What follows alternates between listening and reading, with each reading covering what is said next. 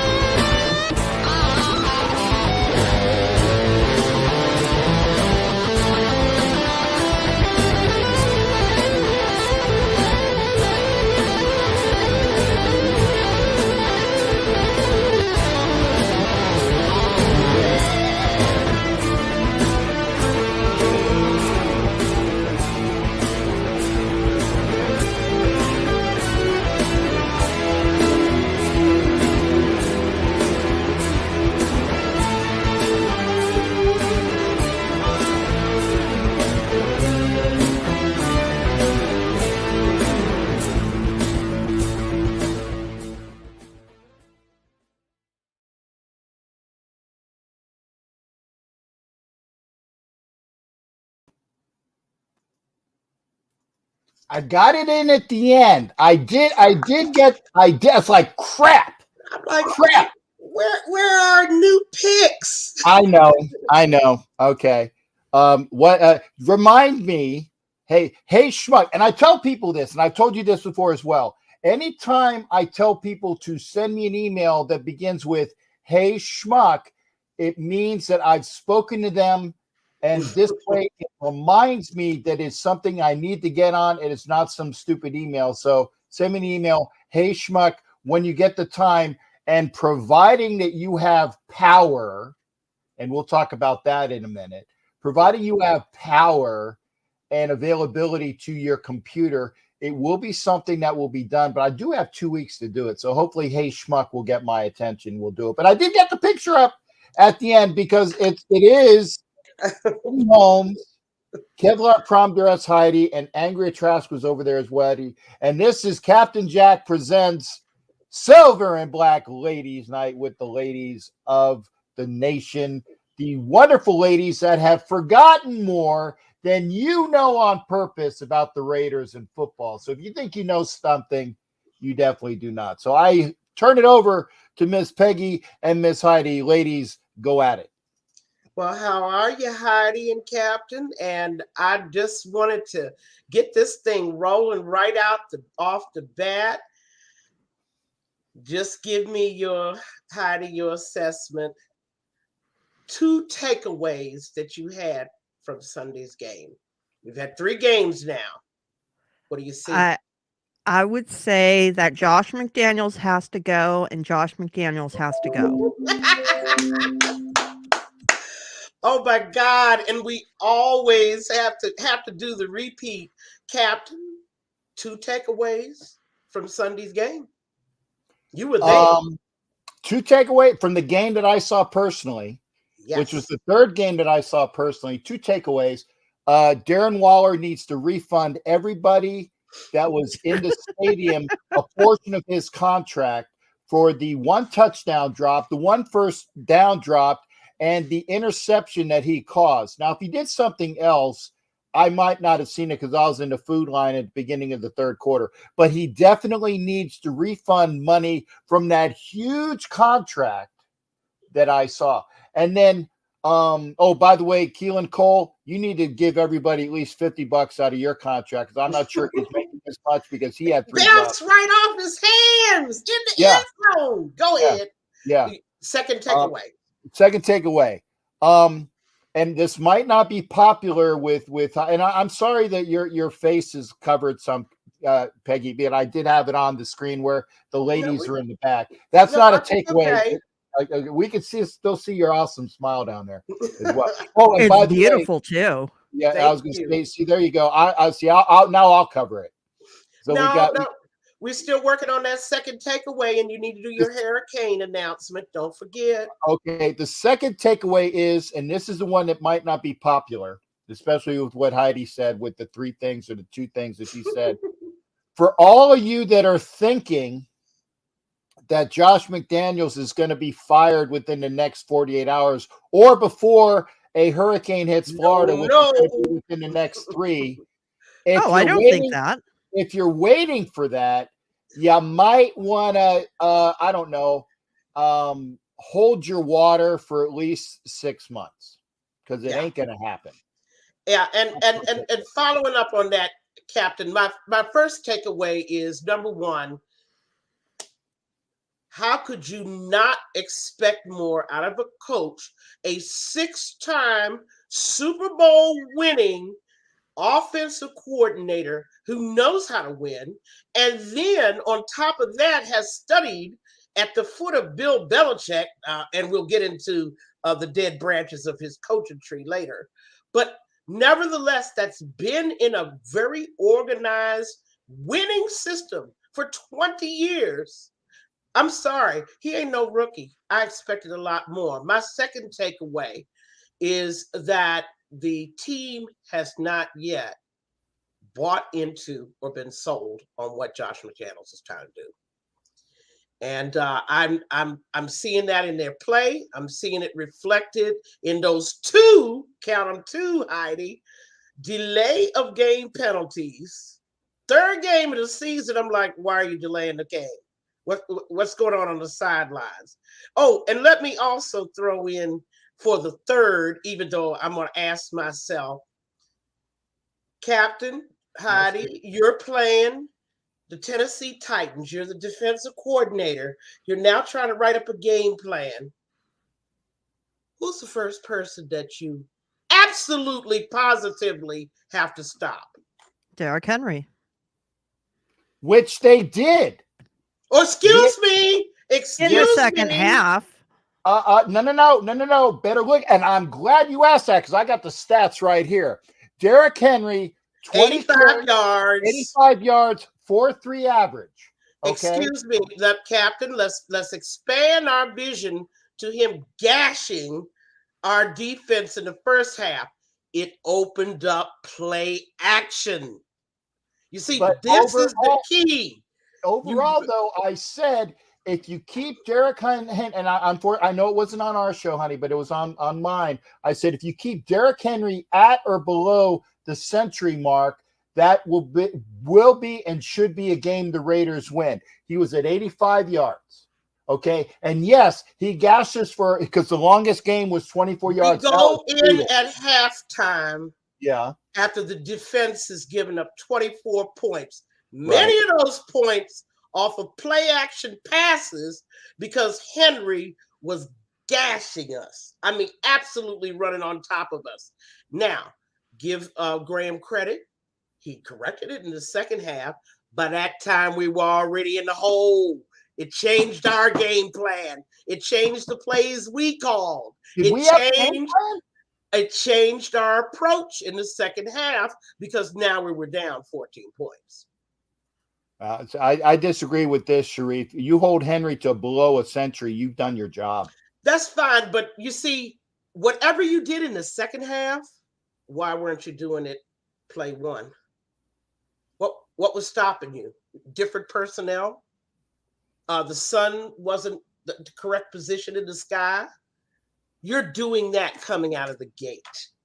Because like I said, and Heidi, please come in on me. The things that Henry did to us, help me out. Yeah, Absolutely. he started it off. He's the one that set the tone for the game. And Correct. like you said, it opened up the play action, which allowed them to run up the score and score 24 points in the first half. Now, defense did pitch a shutout in the second half. Good for them. Yeah, good for them. But where was it in the first half? I mean, I don't understand. Why wasn't it there in the beginning? Wasn't that in the game plan? Shut down Derrick Henry. You did it in the second half with the same personnel. Why not the first half? When we really lost the game then, right? One of the reasons we lost the game was we started out in a hole. But let's go to our grading. And Peggy, before we do that, I do want to recognize announcement. I want to do the hurricane announcement, but I do want to recognize the violator, the Hall of Fame. Wayne. The Hall of Fame violator has put his forth, and I think he kind of agrees with me. I don't think Coach gets fired, but it seems like either the players aren't buying in or he's lost the locker room. I can see both of that. Mm-hmm. But Bishop said that word in Vegas is that he's on thin ice. So, what's thin ice? And thin ice is what I just described. Right. I don't think it's this thin. I don't think it's this thin, but it is thin. Davis is not happy. Oh, he's not. I'm like with Davis. I expected a lot more. We did not hire a rookie coach. We did not hire a first-time head coach. We hired a guy with 20 years experience in the most successful football program in the league. And I'm not, a lot of people aren't feeling it, Captain. Now make your hurricane announcement, because I hate to just go black on everybody. Well, we're gonna just go black. They'll think my camera went out. Okay. Well, yeah. Oh, so Heidi's already blaming her camera issues on my hurricane. I get it. I get it.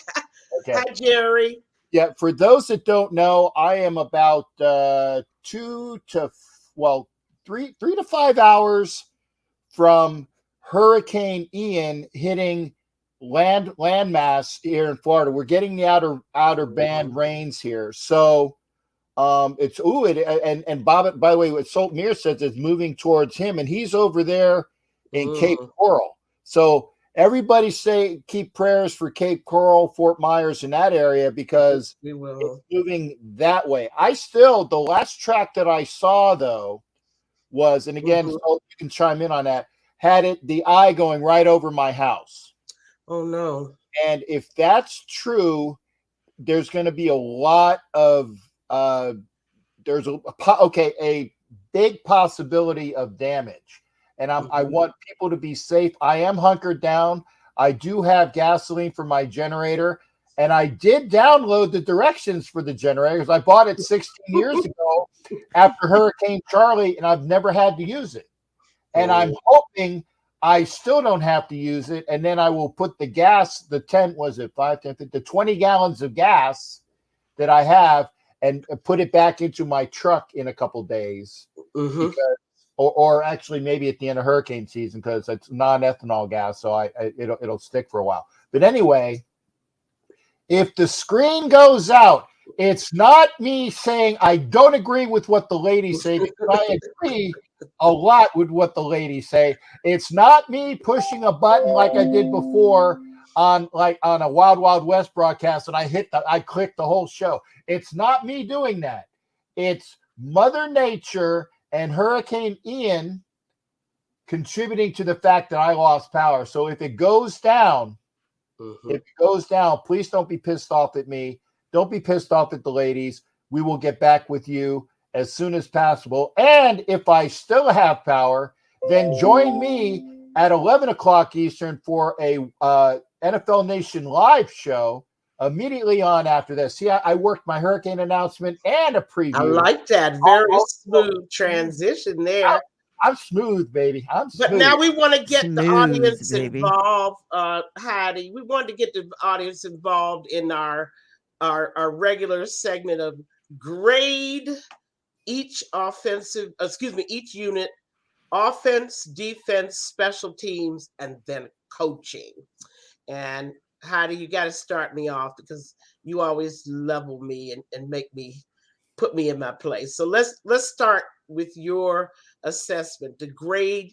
And audience, we want to hear your grades too. Let's start with offense. Offense. Overall? Yes. 4 quarters, not 2, contrary to what the Raiders believe. It is a 4-quarter game. I'll give them a D+. 1 for 12 on third down conversions and 2 for 6 in the red zone. Mm-hmm. Captain, offense. What grade? You gave him a plus? She gave him plus? They did score 22 points. They did. I'll give them that. They almost won at the end, like the hole that the defense put them in. But let's hear your grade, Cap. I'm just gonna. I'm. You know what? Yeah. That you're being very kind, Heidi. I'm gonna give it. I'm not gonna fail them because of the 22 that they did score, and they were an errant pass away from tying it up with the 2-point conversion. But I'm just saying a solid D. A solid D. A solid D, which they haven't had in all 4 games. Oh my God! Oh no! Right there, a solid D. I even figured it when I said it. A solid D. Captain, we gotta acknowledge our audience's grades. I see a few C's in there. Thank you, Violator, and that's the grade I'm gonna give them because they did try to come back, and we will discuss later why that was fruitless. We have a few D's there. Ooh, Bishop gives him a D-. Ooh. Well, he's the Violator's always positive. Wayne's always positive. He's always up there. So and there's a reason why we are 2 grades below an A, but let's go right to the defense. Captain. No, wait a second. What did you give him, Peggy? I'm sorry, I missed that. I apologize. I give him a C, like I'm with the Violator. C. And Captain, if you broke it down to first half and second half, maybe it would translate to a C. With the second half being like an F and then a B-, maybe it would be. But I can't do it. Like I have to just overall D. So there's so many anomalies in this Tennessee game. But later on, I'm going to link it right up with the Cardinal game as well. Same problems I saw in the Cardinal game, I also saw in the Tennessee game. But Captain, we're ready to go to defense. Yeah, I'm ready to go. The audience and I love everyone's coming out with a C for that offense. But now, Captain, defense. Oh, good. Your heroes. My heroes down. My heroes on D. I would say my heroes on D is Max Crosby and Duron Harmon. Mm-hmm. And Nate Hobbs. And Nate Hobbs prior to him getting hurt. Yeah. And I can't really think. Okay, let me rephrase as well. We're waiting for a grade, actually. We want you to grade it. You know I'm going to ask you. You're killing me. Teachers. You're killing me, balls. Teachers, give me a grade for defense. I'll go solid C on that one. You'll go solid C. Yeah. And Heidi? I go C- because they did let the game get away from them in the first half, but they did shut them down in the second half. So I've got to give them credit for that. Chandler Jones, I'm just going to start calling him Warren Sapp from here on out. Ooh, God, Max Crosby got his motor running. He is there all the time. He is always on the ball. He's always pestering the quarterback. He's always doing what he's supposed to do. Already said, He'd I was happy already with had- Nate Hobbs, Duron Mhm. Harmon, 22nd interception of his career, first as a Raider. Came at the perfect time. The Raiders just couldn't capitalize on that Mhm. gift that was given to them. They were at the 31-yard line and they did nothing with it except lose yardage. Mhm. And that goes back to a lot of things which we will discuss. And I'm also going to give the defense a C, mainly because they figured it out. They made the halftime adjustment. Derrick Henry was no longer a factor. And for all those people that are talking about Derrick got his bell rung by Hobbs, I kept looking and scanning through the Tennessee papers and everything for a concussion protocol. There was no concussion protocol for Henry. Henry just got shut down. Now, whatever adjustments had to be made, because whatever they put in first did nothing, zero, to stop Henry. For that, I give them a C. And now, I'm sorry, I got it. Only because I got to interject. Spencer Scroggins is a friend of mine, Navy shipmate, who is a Denver fan. So that is what that comment is about, the Josh tornado effect. I had to explain it, and only because I know where it was coming from, and I apologize for stepping on you, but I had to get it out. And guys, later on, I'm going to stop all this hero worship of Max Crosby to talk about the whole D line and the fact that we ain't going to make it with one sack a game. Okay, Yep. Now let's go to special teams. Heidi, what grade do you give them? I need a special teams grade. I'll give them a solid B+. Any reason why they don't get an A for practically winning the game single-handedly? They didn't completely shut down the kickoffs. Yeah, I did see that. There were a few runbacks. But other than that, I give them a solid B+. The kicking battery is solid as it gets in the league. Mhm. I was about to say Shane Leckler. Yeah. I know. AJ Cole keeps us in the games, repeatedly week after week. And Carlson is the leading scorer in the league. So he is our red zone offense captain. Yeah. What do you give the special teams units? B. Like I said, the kicking game is wonderful. And Cole is, by the way, the punter Cole, not the wide receiver Cole. The punter Cole said hi to me, so that's the reason why they get a B as well. I know he's a really nice guy. He's a good guy. Always effervescent and positive. I would say again, B. The kicking is great as far as the actual kicking per se.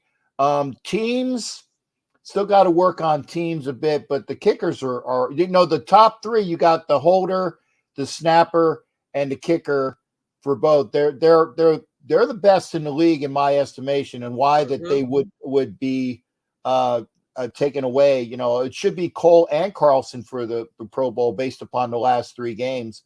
But the bad thing is that when we are talking about how great our kicking game is and how great our kicker is, and I don't want to talk about how great our kicker is because that means we're not scoring touchdowns. We'll get to that, and of course, I'm giving the special teams an A just because I know they're our offense.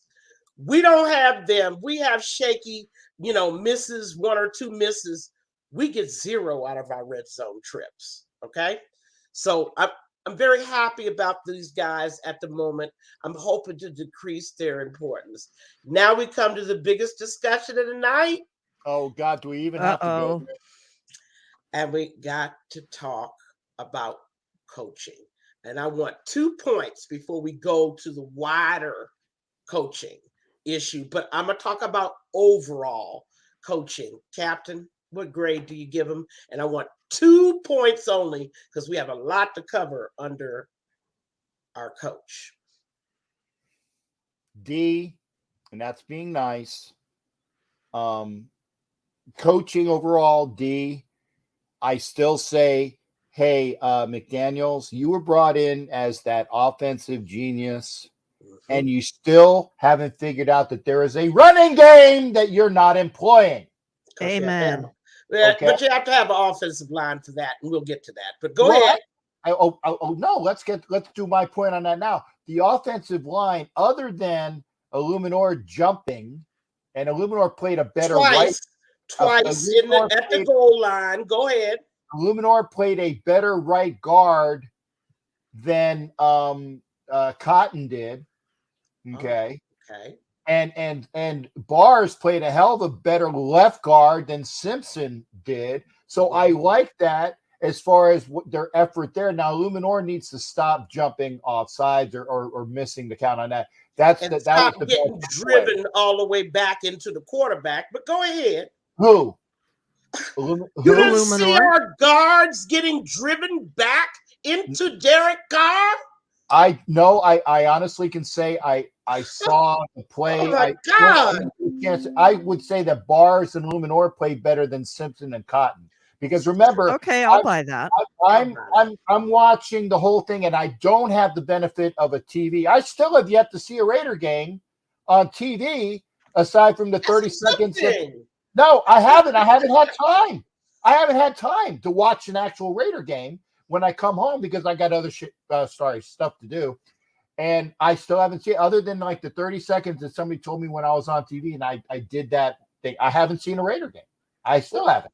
Heidi, you need to record those games and ship them to Chap Jack. I got them on. I got them recorded. I haven't had a chance to watch them. Then you shall see the delight. Well, some of us still accidentally have NFL Plus because the NFL just never realized I'm not paying for it this year. Oops. Oops. Did I say that? Now you're outed, Heidi. Heidi, we need to go on to Heidi now for These her. Are not the gentlemen you're looking for. Move along. You know. That's right. Nothing to see here. Nothing to see here. Do not pay attention to the man behind the curtain. There you go. That's right. And Edward, we will get to talking about Mark in a moment, but let's go to the coaching grade, Heidi, for this week, and give me 2 points why you feel they deserve that grade. I'll give them a D because they did find the stadium.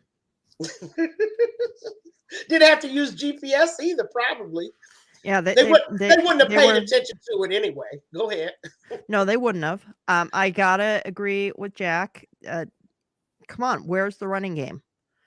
I mean, did not even break the century mark. Josh Jacobs had 13 carries. What was it? 66 yards on 13 carries, something like that. Yeah, 66 and 5.1 average. I got you, honey. And it's not because it wasn't working. They went away from the running game. I understand that the Raiders were behind. And when you're behind, you play for the pass. But the thing is, you play for the pass because the running game doesn't work. The running game was working. The coaches just went away from it. If you're getting 5.1 yards per carry, all what you need to do is run the ball twice and you get a first down. That's the way it works. I couldn't agree with you 100%. But you see, when you're down 24-10 coming out of the locker room at third quarter, running game is just maybe not on their mind. But okay, you need to give us another reason why you gave them that coach of that grade. Because they just simply do not have the killer instinct. They are not leading it emotionally. That's yeah. Their men do not buy into it. They are not that. Yeah, the men don't buy into it. They're not leading them emotionally, and that might be the biggest problem of all. Right, and really Heidi, you just nailed it on the head as far as motivation skills, which is another thing that I thought he had brought in from Bill Belichick's system. You know, the ability to not only motivate your players, but I also thought he had learned from Bill how to choose the right players at the right time for the right situations, to bring them on the field, to select the right people to do the job that you need to be done. I mean, nobody game plans like Belichick. And I can't believe that 20 years in New England didn't teach McDaniel that. And I give the coaching an absolute F for the reasons that I have already said. I just can't believe these are not rookies. These are not neophytes, Captain. These are not guys that just came in off the street. This is not, what's that fool that came from Ohio State? This is not Urban Meyer. Okay. Oh, wait, Ouch. That hurt. But it's not. These are guys that have been through the fire, and they have performed well at a championship level on those sidelines as coaches, as game planners, as motivators. What are we missing here? And I seriously need an answer to that. What's missing? Heidi nailed, as far as I'm concerned, with the what you were saying, Heidi. Tell me, what else is missing? who's this one to? This is to Heidi. What else is missing? She nailed it with the lack of aggressiveness, passion, emotion. What else do you think is missing from his coaching style? From Josh McDaniels? Mm-hmm. I think he doesn't believe in the players either. That's a great insight. Well, I'd like to hear from you guys out there about what Heidi said. She said she doesn't think he trusts the players or believes in them. I mean, Captain, what's your take on what Heidi just said? I think that is critical to understanding what's missing. She said it, and again, the Hall of Famer said it himself. The chemistry between players and coaches. Now, we knew that there was going to be a gelling process, but right now this gel is like Jell-O, and you can't, like, if you want to nail it to a wall, you can't nail Jell-O to a wall. It's messy. And there is no, again, Violator said it himself. You can't overlook the fact that either McDaniel talks a good game and he plays. He plays like Bill Belichick time, where he like says with the people and doesn't really say anything in the press. Yeah, he does that. He doesn't say anything and talks around issues, but the players are not playing for him. No. And if the players aren't playing for it, you see the mess that you got. And it's unfortunate because I think that the Raiders have lost by a total of 13 points in 3 games. I think it's 13, which, and again, I would say we could be 3-0. At worst, we should be 2-1. Mm-hmm. But we're 0-3, and we're the only team in the AFC, I believe, that's 0-3. I don't know, as I haven't had a chance to look at stuff since I've been doing all this stuff. But it's unfortunate. A team that has the capabilities to be a very good team, the people that we're saying would be of playoff caliber and contention, and they would, I don't know, they would have a hard time beating Raider Mode's not JV team, but the semi-pro team that Raider Mode plays for out in Arizona. They'd have a hard time beating Raider Mode's team, and that's unfortunate to say. And it's and again, Captain, I wanted to pick up more on Heidi's theme there of what's missing from Josh. Besides, he does not have that team. We also shockingly don't have the offensive imagination that we thought we were getting. I mean, at certain levels, we still got problems in the red zone. I thought he was brought in to fix that. I mean, that hasn't been fixed for over 10 years. Longer than that, we can go back. The second thing he was brought in for is to use the personnel that he had. We're looking at a guy like Adams, you pay $28 million a year, and you're using him like Edelman. 2 for 12. 2 for 12 yards in the Cardinal game, 5 for 36 yards. Are they even sending him deep? I thought he was supposed to stretch the field. Josh, what are you doing? You are insulting a guy like Adams, sending him on 5-yard crossing routes. You know? Now, Adams was targeted 10 times. Yes.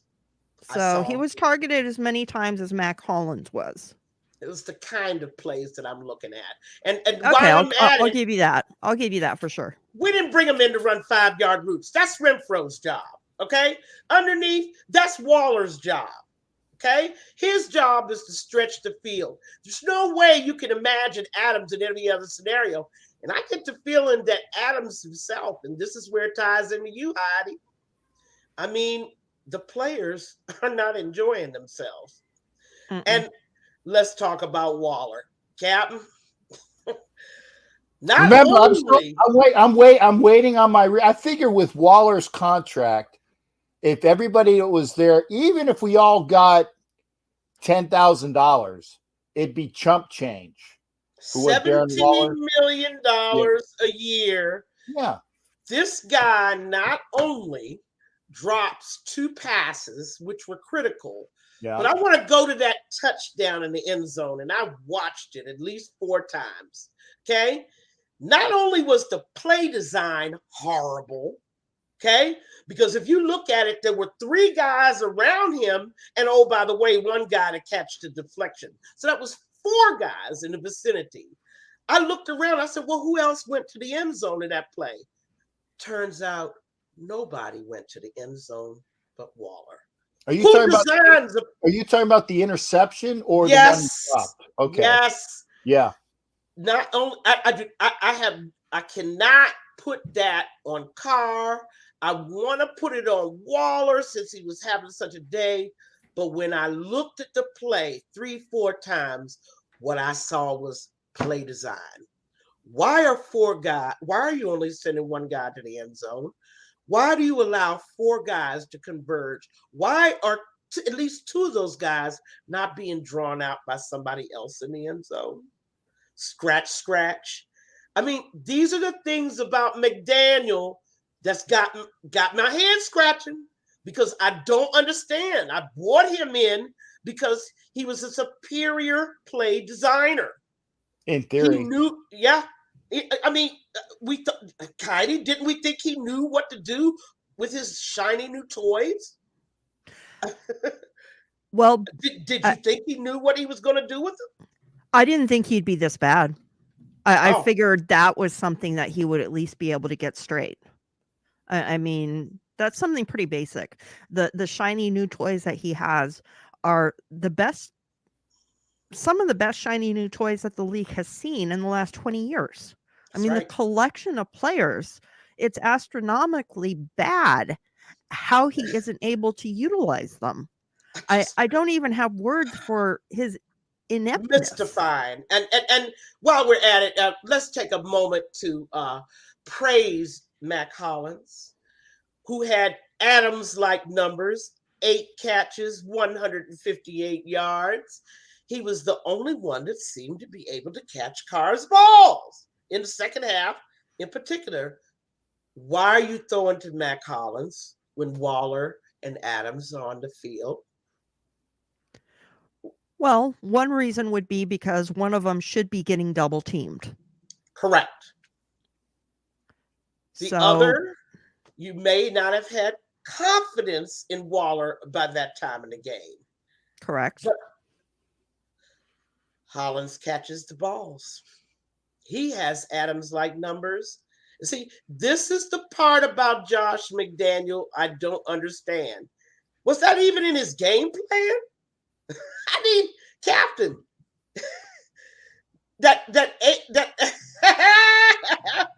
I didn't want to say it, but Ern caught it. Yeah. Well, you know what? I'm glad he did, because we would have been out of that game, and the game and they would have scored more than 24 points had the offense not performed in the second half, had Hollins not been there to catch the balls that Adams and Waller were not. Yeah, and actually, that long was it like was it a fourth and long, and Hollins just did that. I don't know what the type of pet, but it was like a rainbow, and he like kind of looked kind of like the Casper Right on the sideline. Hardest catch in the league. That's right. It was over awesome. the shoulders. Yeah, you know, and it was brilliant. But the point is, how come Waller and Adams struggle? My two I have nicknames for them. They're the platinum guys, the ones making the big bucks. This is the part of McDaniels that's just going all wrong. Things are going all wrong. We should have Heidi, correct me. We should have the offensive firepower to overpower most of the defenses we play in. Is that a fair statement, Heidi? Yeah, absolutely. Why are we not? Why are they not even afraid of us? Have you seen us play the first 3 games? I mean, that's why they're not afraid of us. That speaks, Captain. Other professionals know. They know there's something terribly wrong going on with the chemistry, with the game planning, with the game design. And now I kind of wanted to talk about that defense. I mean, I know y'all are all Max Crosby favorite, but I want to talk about the defensive line. You're not going to make the playoffs with 1 sack a game. No. Okay? No. And you see, this is where we part ways with most of the Raider Nation. And all of you out there, I'm just dying to give a lecture, a John Madden lecture. Oh, are you gonna flail your arms and everything like John would do? I wish I had a blackboard, a whiteboard, right, like he did, and right, Heidi, with the X's and the O's. You go, girl. He does his little sound effects. Let us talk just 1 minute about how do sacks happen. Well, pressure on the inside. Go ahead. I'm sorry. I didn't know it was for go ahead. Heidi? You pressure on the inside and then you swallow them up from the side. Thank you. Your ends don't cause sacks. Your defensive tackles do. Your defensive tackles also prevent the quarterback from stepping up and seeing the field. Your defensive tackles also force the quarterback to throw early or to throw errant and make mistakes. I would argue your defensive tackles cause turnovers. Now, I mean, and interceptions in particular. And if you have really good ones, they hit the quarterback and the ball goes bouncing on the ground. And they also cause fumbles in that mad rush. And wait a minute, all of this has to happen in 5 to 8 seconds. Okay? When Max gets a sack, it's a lucky break. Somebody just broke down. When you have defensive tackles that are sealing the middle and penetrating, suddenly people have to shed their blocks and they have to come off a defensive tackle. And that's when your defensive end. And that's when your ends get sacks. You are not going to make it with 1 sack a game. And in answer to John Coblin's question, would you sign Sue and Odell to save the season? Not Odell. We don't need him on the offense. We just need the offense to come together. As far as Sue, absolutely. You need that pressure on the inside. And he can bring it. Right. And what Sue gives you is that double team, Heidi. It's that double team, because you'd be a fool. Even if Sue was out of shape and, not really in condition, you'd still be a fool not to double team him if you're all O-line.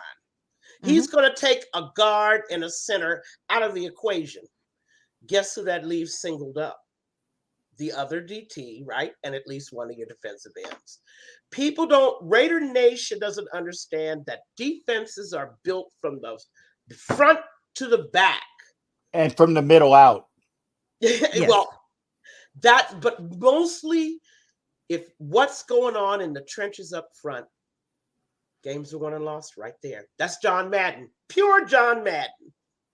I mean, you absolutely have to have a pass rush in order to change these games. And until the Raiders do that, I don't believe that we'll see any different results than we've seen thus far.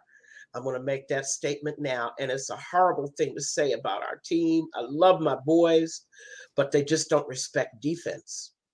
They just don't respect it. Captain, your take on the defense?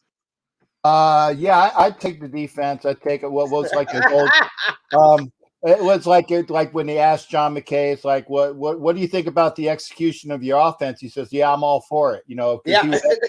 he would execute his offense. The defense, the defense is it's incomplete.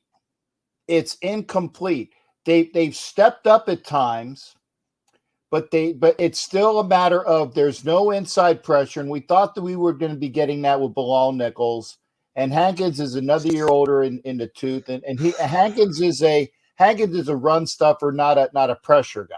Okay, there you go. We need a pressure guy up there in order to push the pocket so that the quarterback winds up in the hands of Max Crosby or Coons or Deshaun Bauer, who I would play those guys more than I would Chandler Jones until Chandler Jones shows up. Now, there is people that are saying that Chandler Jones is playing within the gimmicks of what the defensive coordinator wants him to do.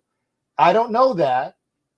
It's possible he's doing everything that Graham is telling him to do, but it's kind of like in the movie Hoosiers, where the kid kind of gets pissed off at the coach. He said, F this, I'm not passing it 6 times. I'm going to start throwing those outside shots and you go in. Yeah, he gets taken out of the game, but at least show something. At least show something to people saying, yes, I can still do this. I still want Bauer and Kuntz to play more. I think they got more gas in the tank, and I think that they would do a better job of it. You know, Max is going to do it. And save Chandler Jones and if he doesn't do it there, have him freaking rush the inside. Okay? It still starts with the defensive tackles providing your ends with opportunity. Chandler is used to playing next to big guys that know how to move that pocket. Well, then they don't flush anybody. You know what? You have to have movement of the quarterback out of the pocket. The only way you're going to get sacks is to have movement of that quarterback. Who's going to move them? The guys in the middle. I will. Shit. I have more. You're asking for volunteers. I have more. Granted, I'd have to put on a little weight, and then I'd probably be in a box by the next week because I did drop from 310 to 250, which was good for me. But I would give more effort with my sciatica and my knees and my ankles and all the crap that's wrong with me, and I ain't even going into my heart. I would give more effort in the middle than I've seen from these guys. And if it takes Mal and Dominic and Sue, then we need to do it. Heidi, I mean, all this criticism of Jones tells me that people just don't understand how sacks happen. I think that Jones really has not been playing to the best of his ability. I will say that. But the pressure needs to come from the inside. And as old as Ndamukong Suh is, he still has something left in the tank. You know, he has been someone that's always played for a check. He hasn't cared where he played. As long as he was the highest paid player, he was happy. And if he came in, he would come in because the Raiders are willing to pay for him. But what he would bring would be worth it. The Raiders have the money. Why they're not doing it, I don't know. Why they didn't bother to shore up the offensive line in the offseason, I don't know. But the defensive line is actually, it might even be more important because I still believe that defense wins championships. I know that the NFL is an offensive league and everyone believes in 5,000-yard passers, but Mhm. the defense wins championships. I still believe that, and I will always believe that. And Heidi, look at the game on Sunday, Tampa Bay and Green Bay. Two of the premier passers. I mean, heads and shoulders above Carr in terms of rings and an ability to really win games with their arms. What was the final score? Tampa Bay, Green Bay.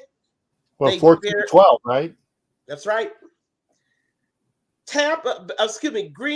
Rodgers was lucky to get out of there against that top 5 Buck defense.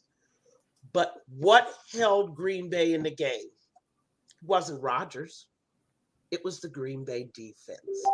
People don't understand. Even the greatest quarterbacks in the game have to have top defenses to win tough games.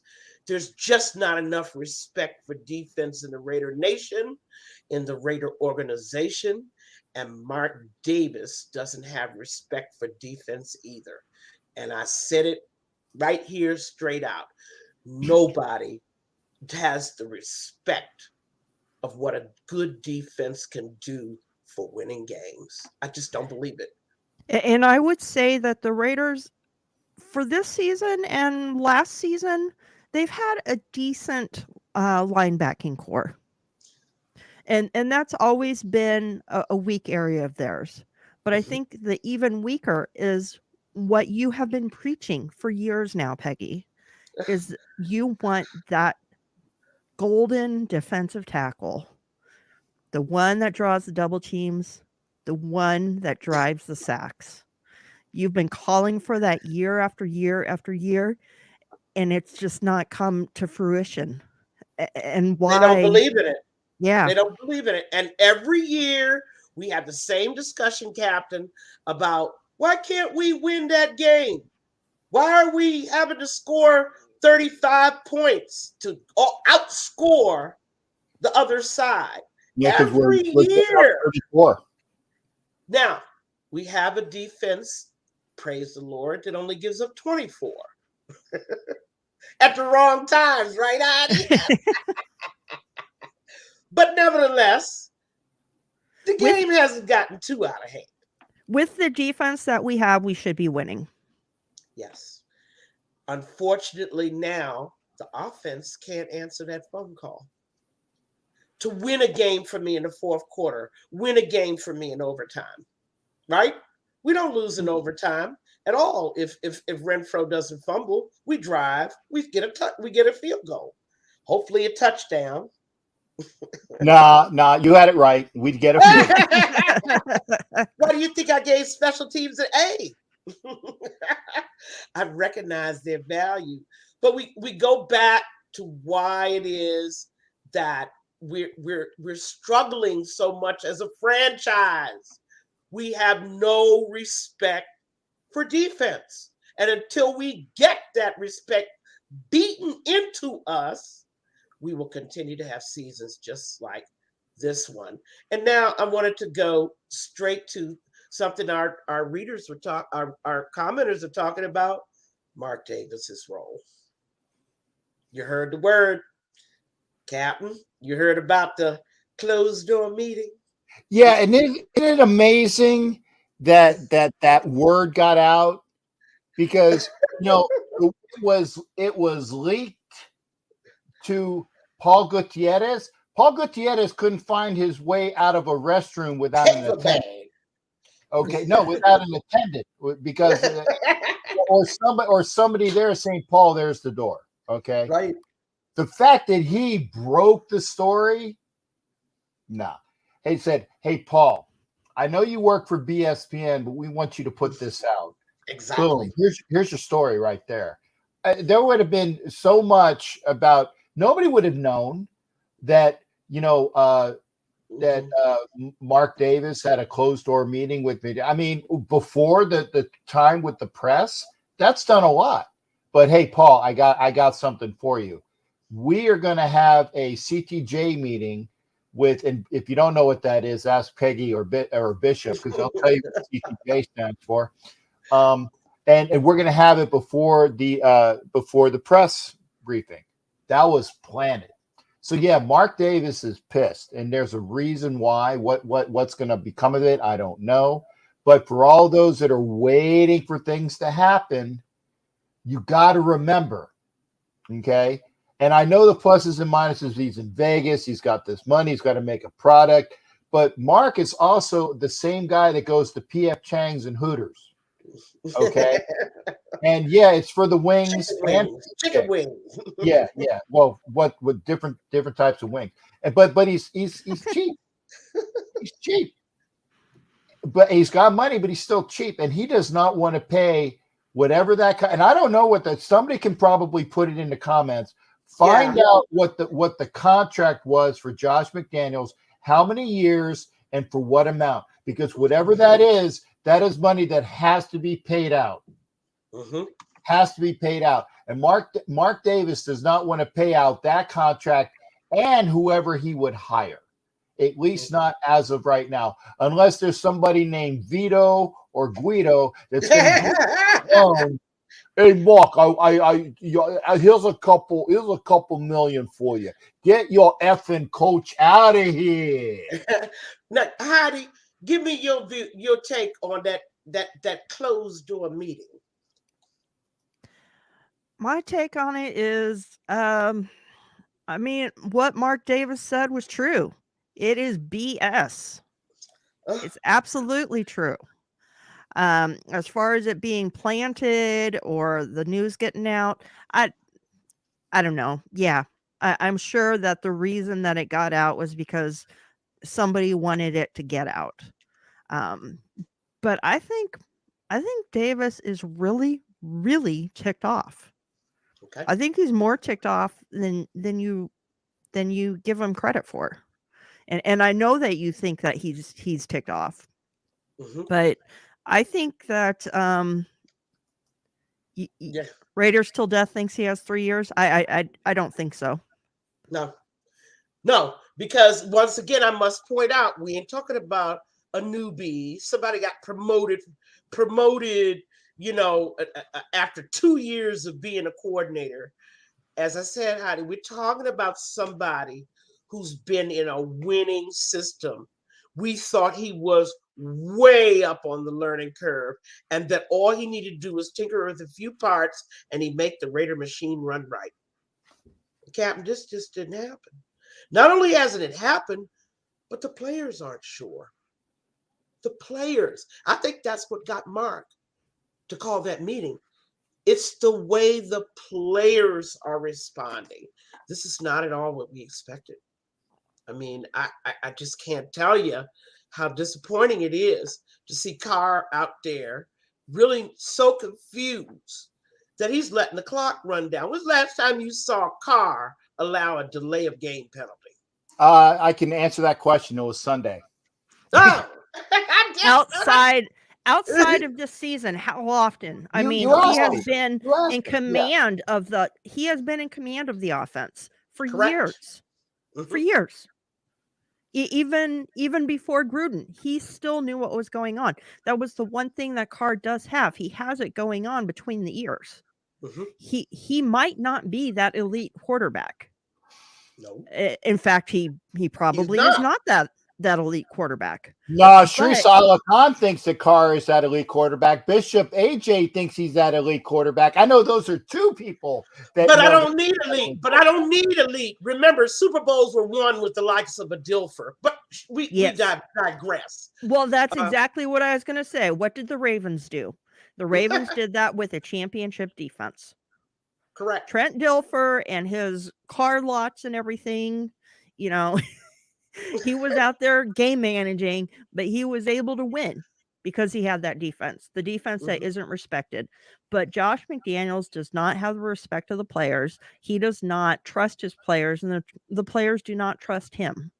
And Mark Davis is ticked off. He is not happy with what he sees. He did not see this happening this year. This is not the results that he was expecting at all. And Captain, yes, dear. If you go back to the days of Al Davis and Heidi, you too, I mean, what was the one thing that would get Al going. Why Shanahan got booted out so quickly after he was here. Al does not allow the mistreatment of his players. And I don't think Mark either. I don't think Mark does either. Once he sees his players not doing well, guys that were functioning properly, now all of a sudden confused, that'll get it started. But did you see something else in that meeting? What if you were a fly on the wall? What would you speculate could have even been said? Well, actually, I did talk to my buddy Myron G. Fly, who gives this stuff to me on the low, and he said, and Myron kind of talks like this, so I got to try to infer. But what Myron said, Myron the Fly, come on, give me a break here. He said that Davis went up to McDaniel and said, and it was stated, and I don't, probably the person that said it in the comments said it as well. It says Gruden started 0-3, but he didn't have a playoff caliber team with some of the best players in football on that team. You and I mouthed it because I don't want to say it. That's all right. We do sign language. We do sign language. We understand. We understand. Yeah. You have been giving a team with all of the variables you need. Carr might not be a top 10 quarterback, but he's good enough with this cast. And you are it up. Get yo together, or I will take that contract and shove it up and wipe it. Because I think that he might be showing some of the balls that you ain't got no marbles. Well, I think he might be showing it. And he's probably doing that to put a fire under McDaniels to either get with the program or do something in order to get the players to play for you. Because if the players aren't going to play for you, he's going to be shown the door like Shanahan. And I really think it's more of a play. He's emulating. He's doing his best thespian routine because he really doesn't want to crap can him this year, but he wants to do something to get the team to play better because he wants the team to play up to their potential. He wants to keep McDaniels as the coach. He doesn't want to pay for another coach. And there were people that are saying, I'd love to have Sean Payton in here. Could you imagine Sean Payton with this team? Well, I imagined a lot of things when Gruden came back. I imagined still more when Jack Del Rio was here. I imagined a lot of things, okay, with all the coaches for the last 20 years. I'm from Missouri. I don't believe nobody coming in there. I don't care if it was BB himself, okay? At this point, I don't trust anybody here with Raiderland because they don't respect defense. I don't think you do anything. And Heidi, I mean, I'm going to put that question to you. You're a fly on the wall. What do you think Mark might have said to McDaniel this early, 3 games into the season? I think my little birdie was hanging out with Captain Jack's little fly. And they were discussing what they heard, and they were discussing that's probably what was said. Mm-hmm. Just what the expletives not said. Well, without saying that. The expletives were said, but they weren't mouthed. They were said. Yeah, they were said. Yeah. And I agree. I mean, Gruden did go 0-3, but he did not have the supporting cast that McDaniels has. No, he did not. And let's even go back to in NFL history to a coach who I've always admired, the great Joe Gibbs. If you'll recall his first year, right? He starts 0-5. The lynch mobs were standing out on the street, right? Where did y'all get this guy? Send him back where he came from. That team ended up 8-8. They finally got it. and they won 8 games. But the whole point is, after that, he won a Super Bowl. Mhm. You see, if you're But going when to Joe give Gibbs came back, he wasn't that well, successful. no, second And time that's why he's in NASCAR. He figured Mhm. out that that's the place to be. Yeah, the second time around works for no one. Yeah. Okay, but we still talk about a guy. We're still talking about a guy, and I don't even think McDaniels realized how heavily reliant his offense was on that great New England defense. I don't think he realizes how much his game planning fed off the ability of the defense to keep people out of the end zone, to not put them in a hole.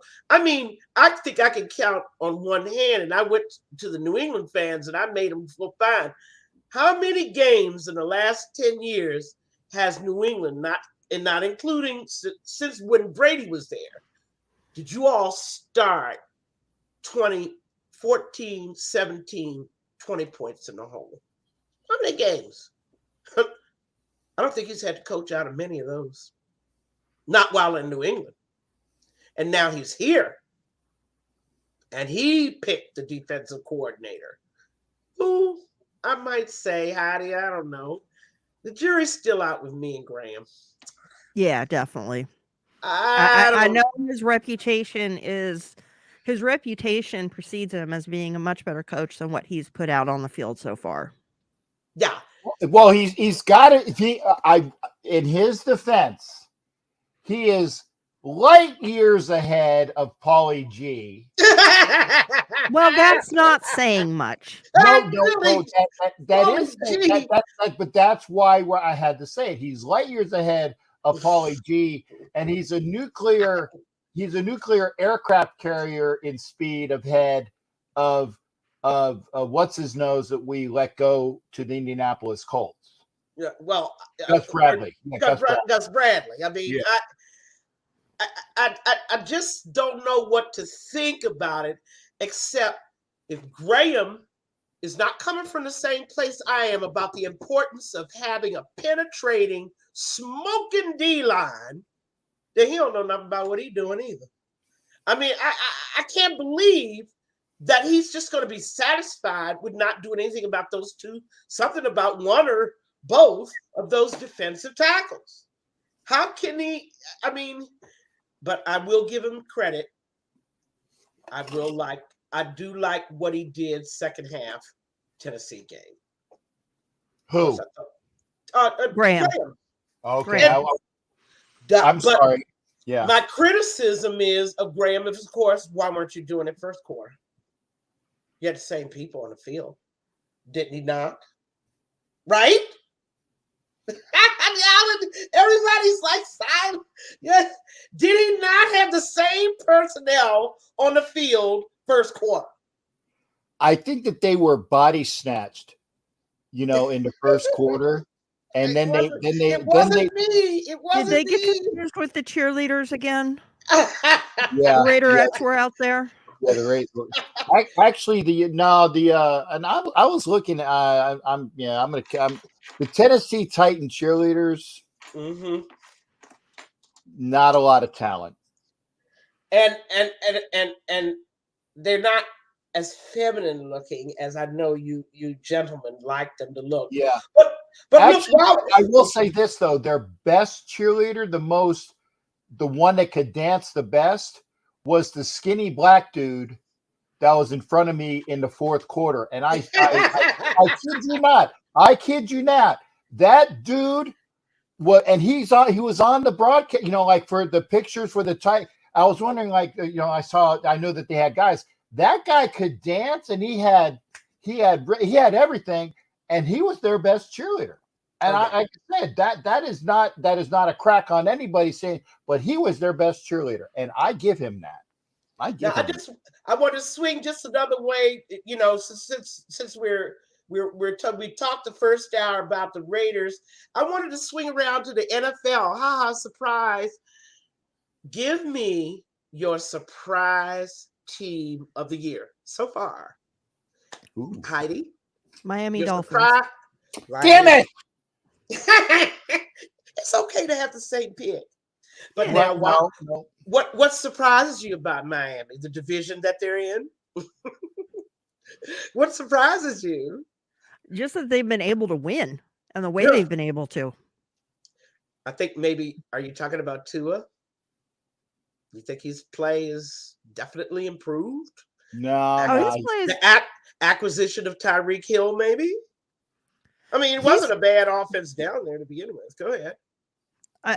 the cheetah has helped. The cheetah has helped them cheat. The Yes. cheetah has helped. I will give A them that. But Waddell is he is was their number one. he is an Mhm. adorable gold mine. I Yes, mean, it is. Surprising. And of course, Gesicki, the tight end, is mhm. he still down there? I think Yes, he he is. is. He was there. He was Yes. their entire offense in the preseason game. I saw him. Yeah. I mean, she says Miami's been a problem. And then, of course, begrudgingly, we got to give credit to the coaching. Brand new head Mhm. coach down there, right? Oh, what's his last name? Excuse me. Is that a florist too? No. Who's What is he? who's the coach in Miami? What's his last name? I forgot, man. He came out of San Francisco. He was the offensive coordinator for San Francisco. McDaniel. Oh my God. Oh, McDaniel. Is that with or without an S?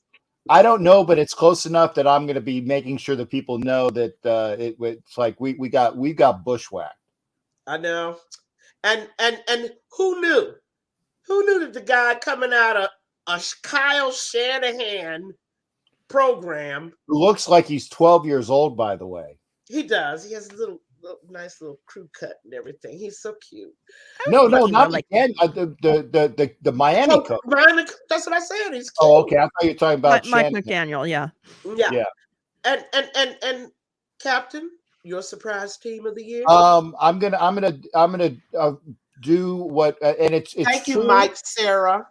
I was gonna say Mike Sarah and Matthew 72007 have good picks. I would say them as well, but I'm also gonna say Philadelphia. Yes. Sirianni's doing a good job. And I told them, Eagle fans, y'all need to be patient with Jalen Hurts. And they laughed at me. I'm not as surprised. I'm not as surprised with the Eagles. And Oh, that's probably interesting. why, because of Hurts. I remember last year I said that I was not ready to write their season off immediately, like most Eagles fans were willing to do at the start. Mhm. And I think this year that's kind of developing for them, and they're starting to see it. Of course, playing in the NFC East. Least. I mean, I don't mean to, put a damper on the Eagles season so far, but they are a surprise, Captain. They do play in the least, and the fact that Dak Prescott got injured in the first game has helped. But yeah, the Eagles will probably, barring injury, the Eagles will run away and hide with that division, and we should have a decent number come playoff time, providing that all goes as planned and there's no surprise injuries. Well, of course, my surprise team is Jacksonville and Doug Peterson, who the Eagles fans also had dead, buried, and stinking. Okay? Mm-hmm. He was a bum. He didn't know how to work with Hurts. He didn't know his defense fell apart. Everything fell apart up there in Philadelphia. And they were calling him everything but a child of God when they ran him out of there. And, the Eagles don't know it, but they're seriously a dysfunctional organization. Jeff Lurie, I've never liked. Okay. Yeah. But I'm just saying Jacksonville, because last year they had fallen as far as any team, farther than the Raiders, with Urban Meyer as their coach. Should there be a rule? Yeah! No. Should there be a rule that a diva college coach from a large program that's been there in his program for 20 or more years should not be allowed to coach in the NFL? You know, I would be in favor of that. It I never mean- seems to work ever. Never. Never I don't ever. understand. Saban, Lou Holtz, Switzer, Bobby Superior- Petrino, Superior, and I said that correctly. Steve Superior. Steve Superior. Yeah, and I by the way, I do love Steve Spurrier. I do. But as a head coach in the NFL, no. No. And Jacksonville had fallen just as far as any franchise could fall. Mhm. And suddenly it's like they understood. A light bulb went on. This is why Raiders fans are so frustrated. They're like, look at Jacksonville. They got a new coach too. And they were in worse shape than we were. I mean, let's face it. A lot of people had written Trevor off too. He just didn't get it. Turns out nobody was teaching him. Yeah. He gets an off season with Doug Peterson. And what does he look like? Looks like he knows what he's doing, doesn't he? Mm. Of course, they brought in some talent. One of our guys, Zay, is down there as well. And Kirk, who also is making a way too much money, but they had to pay these guys because first off, you know why the St. John's River flows north? Uh-huh. Because But why? both Georgia and Jacksonville suck. Oh, y'all are right. Y'all are right. But I mean, look at what happened on defense. I didn't think the Jacksonville defense last year was too bad. I mean, they beat the Bills 9-6. Right. And they've gotten better. And so Jacksonville to me is the surprise team of the year so far because they have come so far. They have really, really come so far. Now I want to switch it up. Besides the Raiders, the team that has you scratching your head the most. What happened? Ooh. Captain, I'm going to Come back to me because I haven't really been paying attention. I'm honest about this. I've gone to all these games and I do my work. I haven't really been paying attention to who sucks as bad as we do. Well, I'm going to start it off and I'm going to You talk do that. about the Indy Colts, who, by the way, beat our nemesis Sunday. Right. But before then, Frank Reich is one of my favorite coaches, but I swear to God, all I could say about the Colts was underperforming. And I don't care what anybody says. I think they have a good quarterback in Matt Ryan. I really do. And if anybody can, the quarterback whisperer, Frank Reich, if anybody can make a quarterback look good, it's Frank. But I'm telling you, that team is really frustrating. Did you see the way they just faded last year down the stretch? I mean, they lost to Jacksonville down the stretch, and they lost to Jacksonville again. Well, they've lost to Jacksonville the last 6 times they've been there.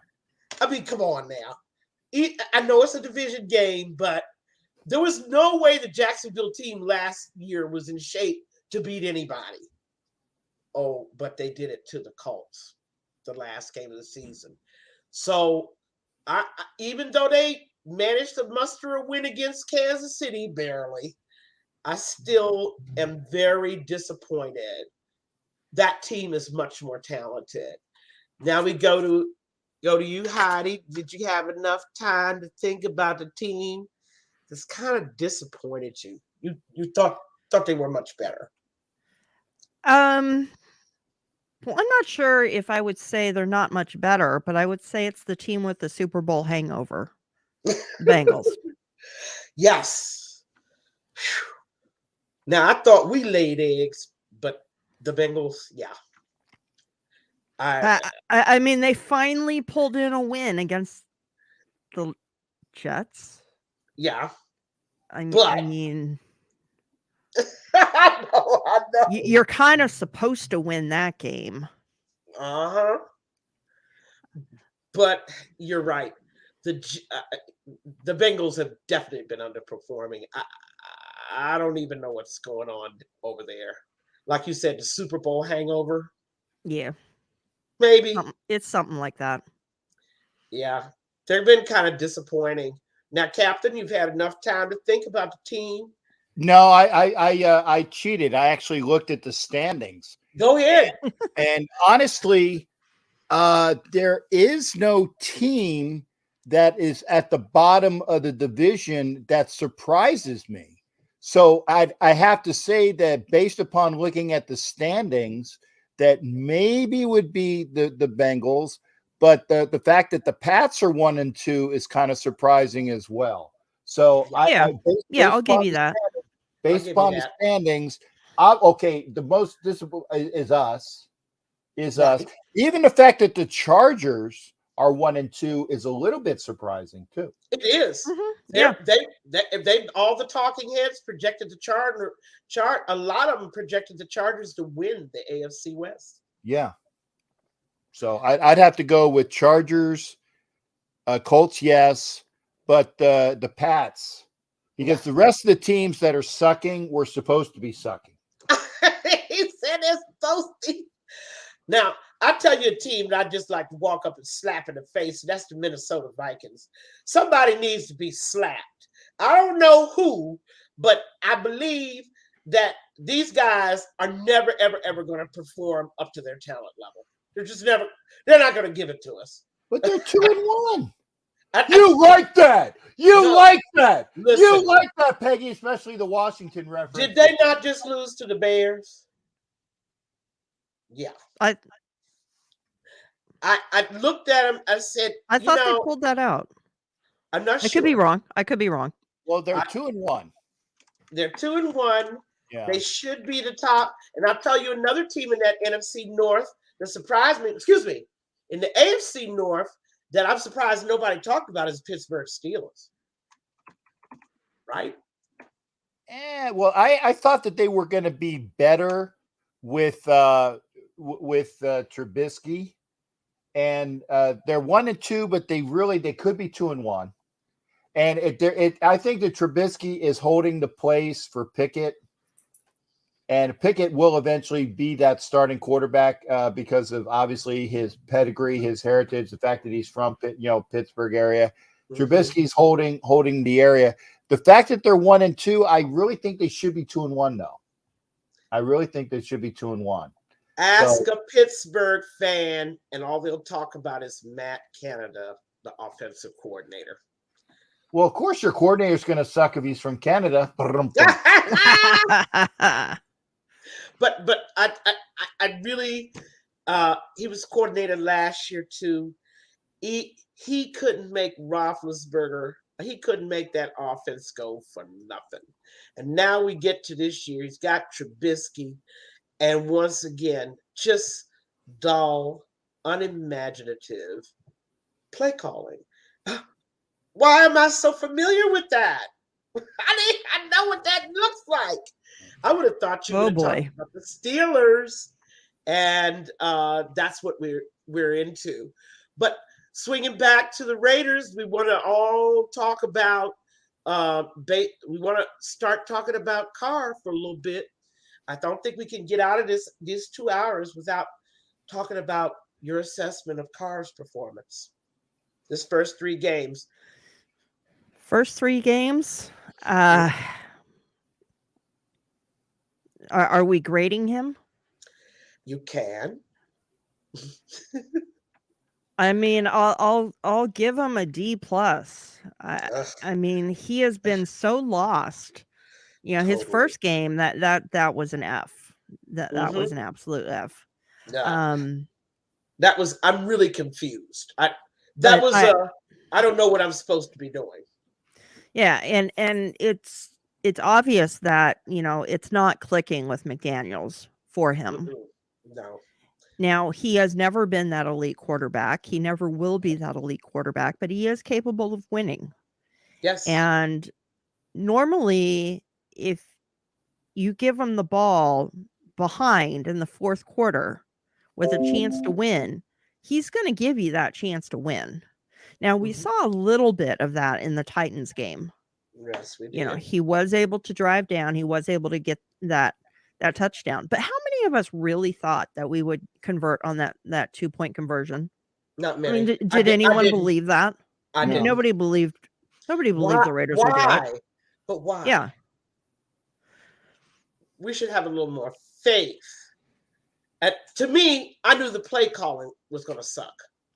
Can I jump on that? Go for it. You go for it. Point.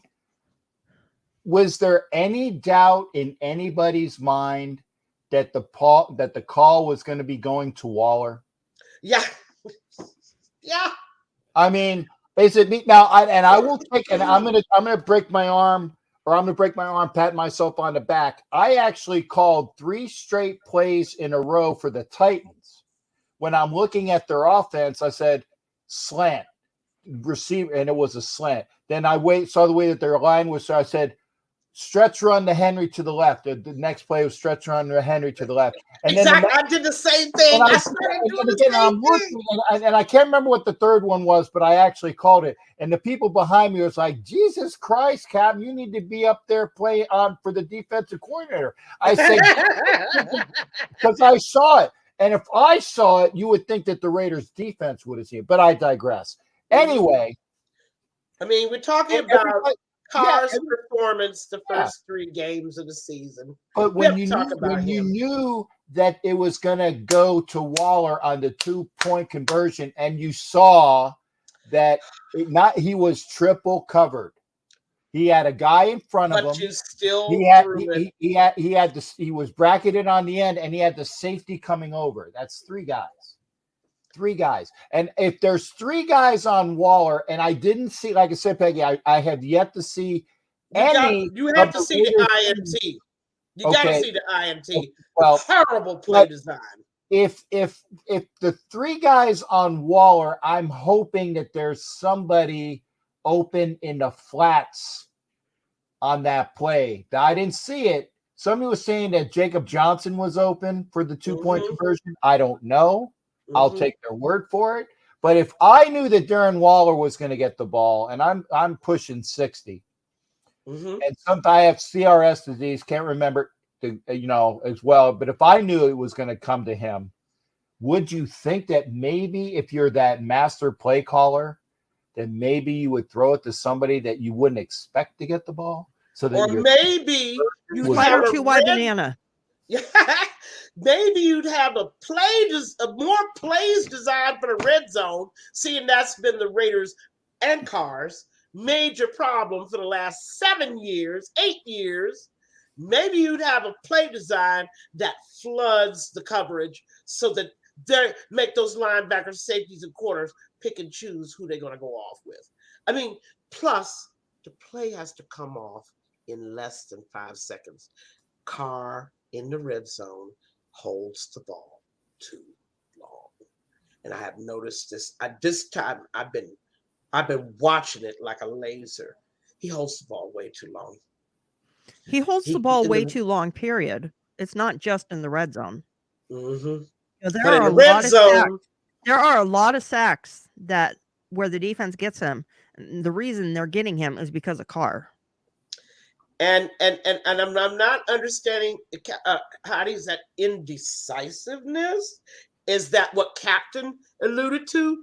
Oh, the coach called the play to Waller. So if 5 guys are on him, I still try to force it into Waller because I don't know how to think outside the box.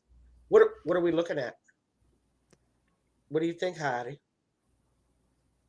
I think Carr's questioning himself, and he does that. He's terrible on himself. No. If you're gonna say that word, you got to do it like Barkley. That's terrible. That's terrible. Terrible. That's right. You got to take some syllables out of terrible. That play was terrible. Sharif has a point. Sharif has a point. He has more weapons than any quarterback and 0 wins. And of course, you can't. Carr is not drawing up the plays on the. He's not drawing up, practicing the plays, and he's not making the play call in certain situations. He's got to have a coach that can assess those things for him. Carr is not going to be a Dan Fouts calling his own plays. It's not going to happen. They don't teach these kids how to do that anymore, right?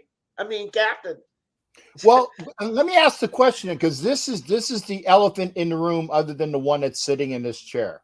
Okay. People are saying, and I know Sharif is saying this, I know Bishop is saying this, because I actually listen when they actually call into the shows. Okay.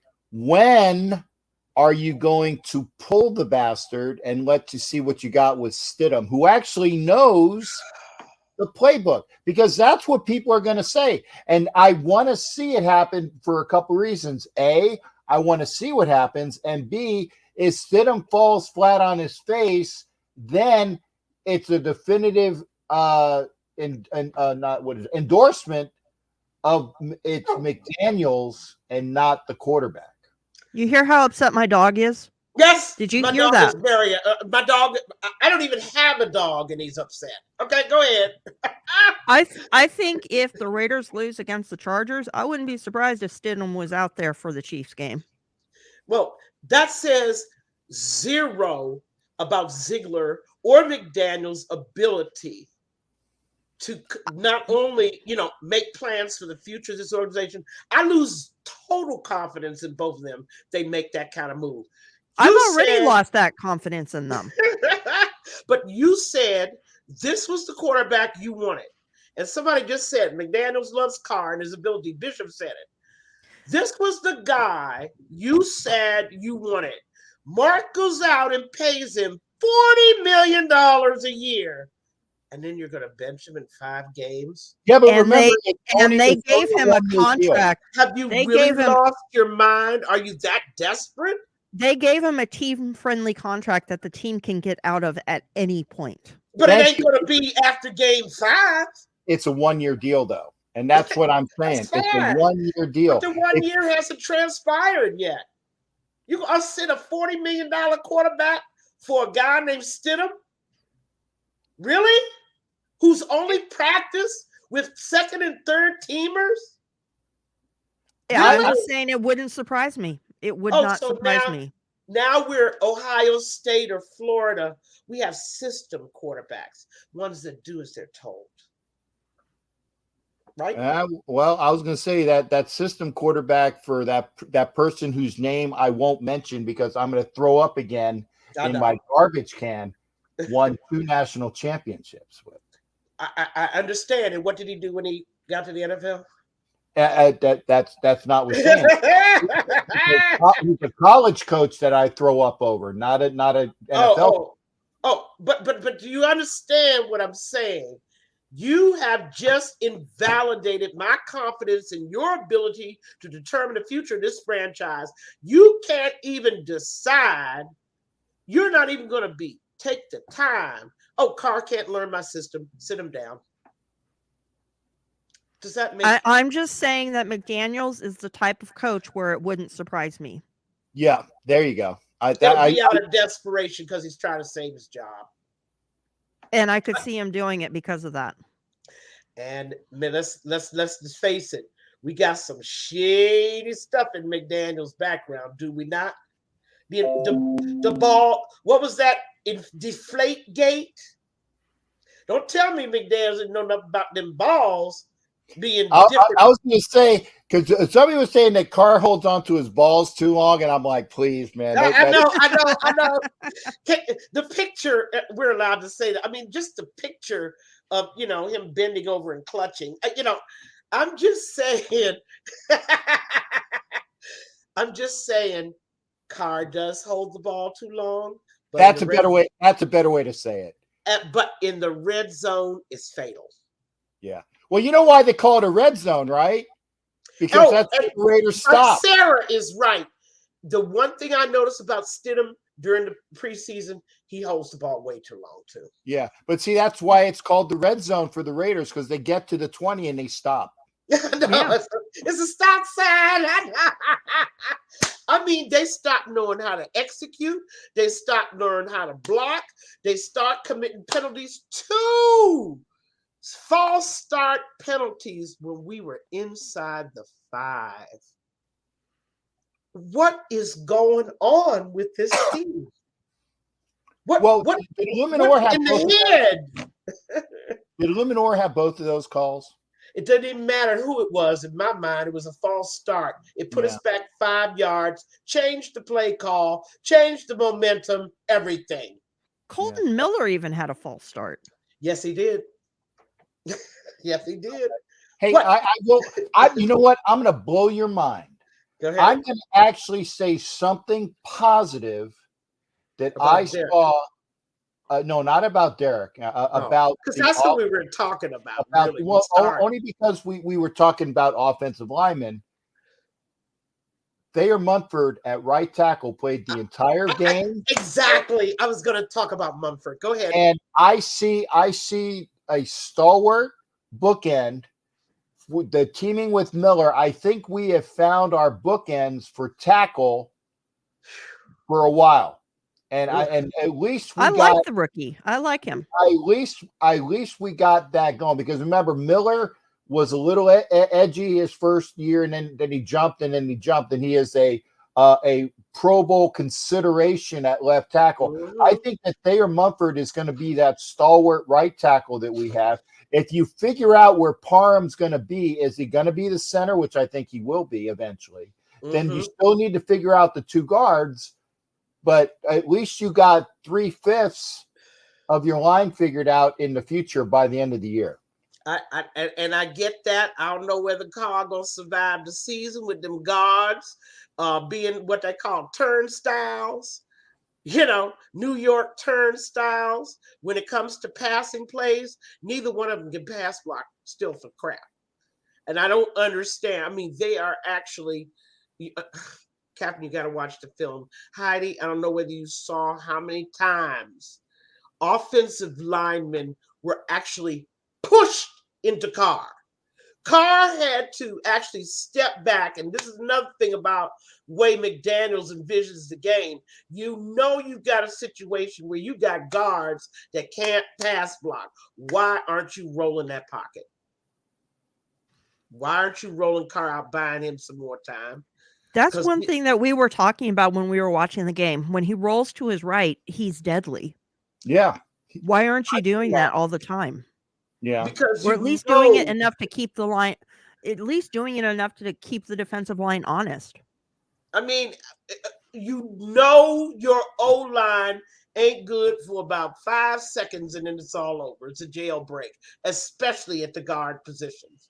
Now, why in the world? And heaven help us if they blitz.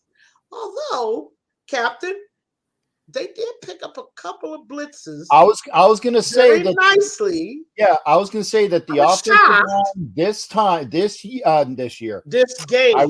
this game. Thank you. I knew it was a this something. This game played better than the previous 2 iterations, and I firmly believe it was because that they made that change at guard. Okay. And Illuminor played better on the running plays. At least Simpson is gone. Yeah. Well, Simpson. Simpson. There's a joke that I won't say because it's really, really bad about Simpson getting pushed back, but I won't say it. But yeah, John Simpson, and I've been like, man, what in the foxtrot is going on there? So it's like I knew that Parham was going to take somebody's spot. Mm-hmm. Cotton getting booted. I don't know whether it was because it was another one that I saw in the backfield all the time. But why are you back there with your quarterback? Why are you getting pushed, driven back that far? Well, they thought it was Cotton playing extra running back or fullback. He figured he had to line up back up there next to Carr. just in case Carr fumbled the ball or something. I know. Yeah. Oh, Matt, I like this from Matthew 7200. Simpson got sent back to Springfield. Heidi, I hate to talk about Simpson like that, but Lord have mercy. I said, y'all was so busy cheering because Leatherwood was gone. You forgot about the bum on the other side. Well, the funny thing is that I think Bars had one of the highest rated players in the preseason. Mm-hmm. And I'm glad that he's playing because he played well. Granted, I know he's playing, 2s against 2s or 3s against 3s, but you play who you play against. And I saw that he was playing pretty well. So I think he might be sticking it out. If you get James coming back at center, then you put Parham back at right guard. I think that line might play a lot better, and eventually, maybe you won't be getting, pushback, and maybe you'll get the running. Remember, Jacobs was averaging 5'1". The other cat was averaging 5'7". If you continue to, here's a thought, continue to run the effing ball, and then you have the run that sets up the pass, maybe you might score a little bit more, Josh. Do you need me to come out and help you with that? I know I'm a little older than you, shipmate, but if you give me a flight, I will sit down with you and in captain speak, figure it out with you. Okay. That transitions me, Captain, into Heidi, and I wanted to ask you first because you talked about it earlier, and I kind of said we were going to talk about it. You talked about the fact that he keeps abandoning the running game. 3 straight games, he abandons the running game. Why do you think we don't run the ball more? And let's take, can you look around other than McDaniels just being arbitrary? Is there any reason why we abandon the running game? I can't. Being behind. I can't. I would say, we were behind in the Titans game. I would say that, but the Cardinals, we abandoned it for absolutely no reason. Is there any? I don't know. The cult going on. The coaches trying to be cute, thinking they know better.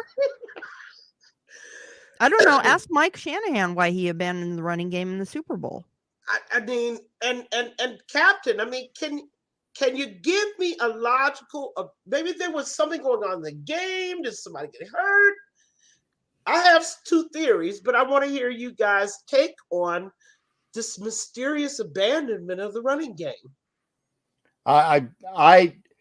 I think that we need to go back and figure out where Leonard Nimoy is buried, okay, and dig up Leonard. And do a mind meld.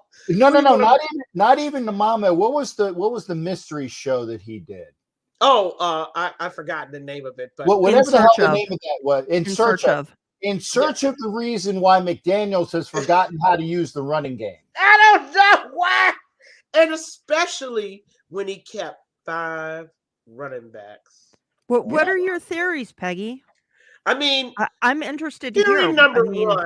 Theory number one. I definitely think it's related to the ability of the offensive line. And I'm going to call his name out again because I got a voodoo doll here that I'm going to be sticking with Piz. His name is Carmen Brasillo, our O-line coach. I think it has a lot to do with what Brasillo must be telling him about the ability of the O-line to block. The second theory I have is about another one of y'all's heroes that I'm going to wish to debunk, and that's Josh Jacobs. His running style requires a lot of trap blocking, a lot of flat, pushing the line aside. He doesn't see the cutback lane. But who does? Who? Zeus White. Well, I didn't even see Zeus. I see who's Brandon gotten one Bolden. carry this year. He's gotten one carry this year. I see Brandon Bolden. This is another beef I have with McDaniels. Josh Jacobs, 3 years and counting. I have yet to see a 50-yard touchdown from scrimmage. I have simply yet to see that man be the home run hitter that the Raiders offense desperately needs. But this is another reason why I think the run game gets abandoned. There's no confidence in it. Okay? I believe that when you don't have that Derrick Henry, that guy, not as good as Henry, but the guy that from scrimmage, 50 yards, by Anna, be safe. And when you don't have that guy in your backfield, you see all kinds of things happening. No one fears Josh Jacobs running the ball. Okay? No one fears he's going to break loose and run 30 yards down the field unchecked. What does that mean? That means play action. What play action? Derek has to carry the entire passing game on his shoulders. He's not going to get any help from our threat of running, and then more particularly our threat of breaking a run 20, 30, 40 yards. It'll never happen with Josh Jacobs. We need a home run hitter. I don't know why he won't play Zeus. Another beef I have against McDaniels. Heidi, what do you think about my two theories? I mean, there's stretches, but I mean, the move itself to abandon the running game is so mystifying to begin with. What do you think? I don't know. Carmen Brasillo has not been one of my favorite coaches this season. He's got to be better than Tom Cable, though. Yeah, well, I don't know that either. What evidence do I have of that? I mean, I have yet to see that evidence. I'm waiting. I don't know. It is possible that he is feeding Josh McDaniels some line about the offensive line being unable to block for them. But I mean, Josh McDaniels, use your brain. Look to see, what are these guys averaging? 5.1 yards a carry, 5.7 yards a carry. Why aren't you using them? He has running backs that can do it. Why he's refusing to use them, I don't know. If I only had a brain. Seriously. I mean, in the end, I think he was rewarded. The Wizard of Oz did reward him with the brain, but he had to make that trip to Oz, right? But Captain, I mean, my theories, I mean, and I hate to talk exactly, Bishop. Why would you keep 5 running backs and then don't use them? And he won't use the fullback either. I know. Why? I mean, first they get rid of Alec Ingold. Exactly. To begin with, which was, asinine. That is not a curse word. That was. Mm-hmm. Yeah, you're talking about 9 asses. I get it. Okay, I get it. Yeah. But first you get rid of him, then you do bring in a fullback, you don't use them, and you keep 5 running backs and you don't use them. It makes no sense. I mean that head scratch. The offense would have been. Exactly, Andrew. I mean, if there was this keeps me going back to my expectations of McDaniel, which were sky high, justifiably so, and so for Mark must have been justifiably so too. I want to know, Heidi. I mean, but my second theory is about the runner himself. If you're going to decide that you're going to give the majority of carries to a guy that's never going to bust a big run, never ever, hasn't done it yet, 3 years and counting. But he does bust the 18-yard runs. He does bust the 22-yard runs. He does. I'd like him to make more trips to the end zone. And I think they would have gone with him. I think they would have gone with him down in the red zone had there not been those false start penalties. But instead of being on the 1-yard line, all of a sudden they were on the 6-yard line. Instead of being on the 1-yard line, all of a sudden they were back at the 30-yard line because of holding. I think they would have gone with them. I want to give McDaniels that much credit. I think there's some politics going on here too. And see, my little nickname for Josh is teacher's pet. You see, why does he have to get all the carries? I did see the carries split. We had Brandon Bolden. I think Bolden had, if I'm not mistaken, about 5 carries for 18 yards. But again, Zeus, why did you keep him? What, Captain? I got a theory on that one, and it's based upon knowledge of the way that the Cheatriots have with their draft picks. Okay, Zeus is on. They redshirt them. They redshirt them, and I told people this from jump. I said, "That's so cute." Don't expect to see a lot of Zeus White. We see you, Matthew. Pending developments. Pending developments or pending so many injuries that you are force-fed to use Zeus White. He's on a redshirt year. And that's the way that they did the same thing with Sony Michel. They did the same thing with the other running backs. Basically, their first year is on a red shirt, and then they start using them their second year. Looking back at the Titans game, Brandon Bolden got 3 carries. 3 carries. Mm-hmm. Derek Carr had 2, which are not planned. Yeah. And Devontae Adams had 1. What is it with the trick plays? I mean, you call those trick plays? I mean, a 5th grader could design a better play than Carr passes it to Hollins. Hollins throws it to Jacobs. I mean, what? Was that supposed to throw the Tennessee defense off? That is the purpose of a trick. Wait a minute. That is the purpose of a trick play, right? It's supposed to. The defense off balance. I mean, am I wrong? Is that the purpose of a trick play? You could have done a flea flicker and used up less real estate. What about the flea flicker? What about the screen? Jesus Christ. I mean, what about Where have the screens been? Yeah, they used them in the preseason. I actually saw a couple in the preseason. I was amazed. I have yet to see one in the regular season. This is what's baffling me about McDaniels. I don't understand his mind, and neither do the players. I mean, I'm not the only one. The players are baffled too. I do not understand why. I know. The fake Matthew, you're too funny. The fake Mariota plays were even better than the Cracker Jack. Yeah, they were. But Matthew, it starts with a guy like Mariota being an actual threat. Yeah. You see, it's not. When I talk to some people about football, they don't get it. Oh, Derrick Henry's this great running back. Yeah, but the real use of a Derrick Henry is the threat of him busting loose for an 80-yard run for a touchdown. That's sufficient to freeze the linebackers and safeties. It's sufficient. At least the strong safety is going to be frozen. Because they're not going to know, oh my God, is Henry getting the ball? I need to be here in a line of scrimmage.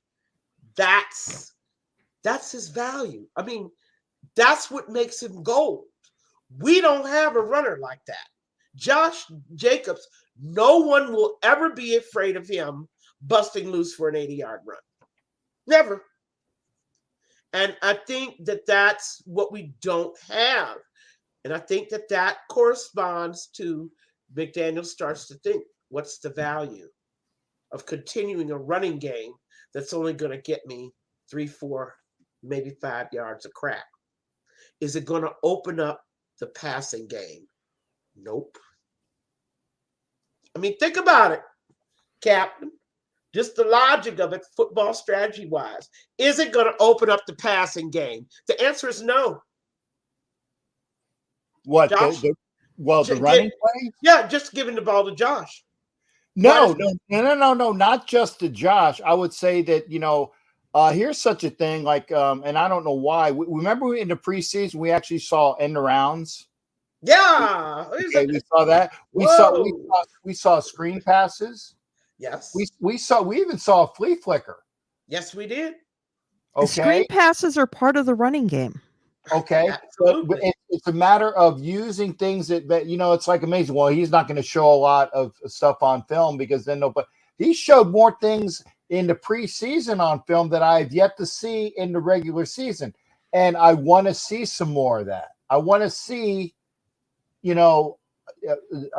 something that's novel, something that would take your breath away, But it goes back to Heidi. But Heidi said. Well, and if you're going to use the running game effectively, you know what? Zeus White doesn't need to be redshirted. He's ready to go. He's ready to go. It still goes back to what Heidi said. McDaniels doesn't trust the players.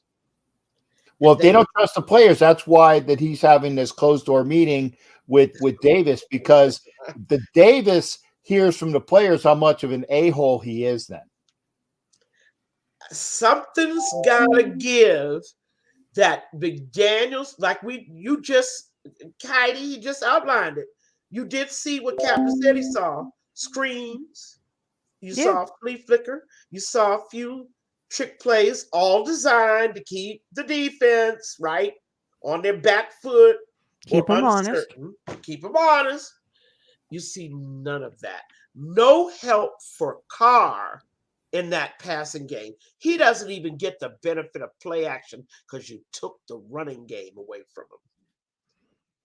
He's had to carry the entire offense, the second quarter of at least the Cardinal, and to a certain extent the San Diego game too. I mean, San Diego, the Chargeless game as well. I mean, he and Raider Man. We talked about it earlier in the show. We don't see buy-in, and we don't see buy-in from the players, and we don't see buy-in from the coaches to either side. That's like what Violator said. There's no chemistry between the coaches and the players. Wow, that ain't good. Now, you guys, Bishop, Matthew, can help me out. You know, I don't think that's good. Does Carr audible? Yeah, sometimes he audibles into the wrong play. But he was doing that anyway when Gruden was here. Yeah, he audibled from that running play to the pass that Renfro fumbled, which is unfortunate. Yeah, he audibled into that. But it was a good pass. It was just, I mean, Renfro gets hit, such that he loses consciousness. So I don't know about that. And Andrew, you asked the question, who do you believe needs a breakout season? Heidi, who do we need to step up right now? Not the obvious. Well, I honestly, you need the defensive line to step up.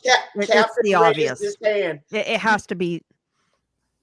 I mean, you take the offensive line, the defensive line, offensive unit off the board. I mean, what that leaves? What, the defensive backfield? No, the defensive line needs to step up. Correct. Ooh. And Captain, didn't they teach you in the service never volunteer?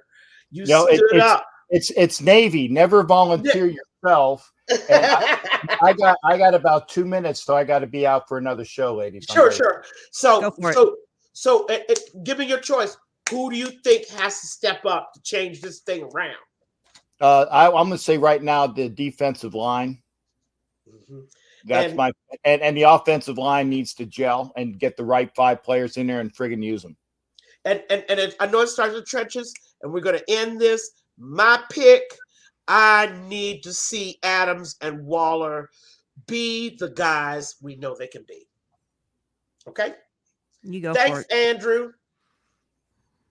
We're just about done tonight, aren't we? Mm-hmm. All right, everyone, check out the newest episode of the Only Nation podcast. That's going to be out tomorrow morning. You can hear my thoughts. You can hear T3's thoughts. Mm-hmm. And then we will be back in 2 weeks with Silver and Black Ladies Night, led by Captain Jack Rackham. Thank you. And thank you, everybody out there. Great conversation on the thread. There you go. Yeah, Vega, that guy needs to step up too. And thanks again for watching. The ladies, thank you. Join me here in about a minute on the same channel. It'll be NFL Nation Live special show because we can't do it tomorrow. 2 weeks with the ladies again. It's a Silver and Black Ladies Night. We love you. Thank you for getting us out there. Share this up. This show needs to be shared up for everybody. Ladies, thanks again. Take care. Thank you, everyone. Thank you, guys. Bye, Heidi. Bye. See you later. See ya. Bye, everybody. We'll see you.